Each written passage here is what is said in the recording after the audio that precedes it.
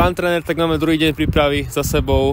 Začali sme teda včera, máme pred sebou program prípravných zápasov, bude sa meniť aj káder, takže ako vnímame túto zimnú prípravu?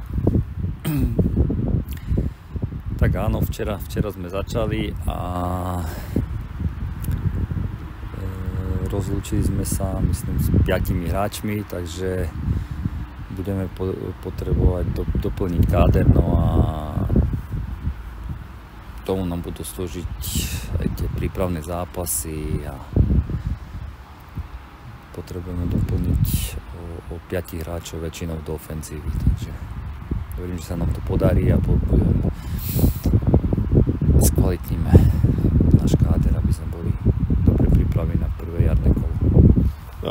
Vlastne už v piatok cestujeme do Poľska, tam odohráme prvý prípravný zápas.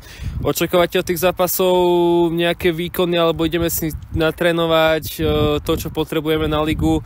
Ako vnímate vlastne tie prvé zápasy, ktoré budú fakt ťažké?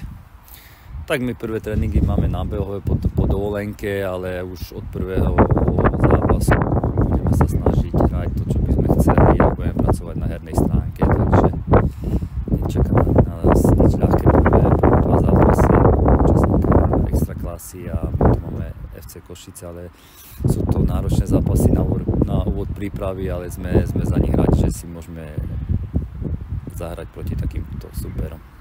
A treba povedať, že máme veľa času, pretože liga začína až 1. marca, takže je aj veľa času na prípravu oproti letu, kedy sa to skladalo narýchlo, teraz je čas rozumnejšie, hej, tvoriť ten káder, takže vnímate to aj takto? Áno, tak je to úplne niečo iné, než to bolo v lete, kedy tam tu bolo narýchlo, celé mužstvo prakticky sa tvorilo nové, hráči medzi sebou sa nepoznali, my ako tréneri sme nepoznali hráčov, takže teraz je to už niečo iné. Hráči si na sebe, aspoň tí, čo tu ostali, už sú na seba zvyknutí, poznajú sa aj po tej ľudskej stránke, po tej hernej.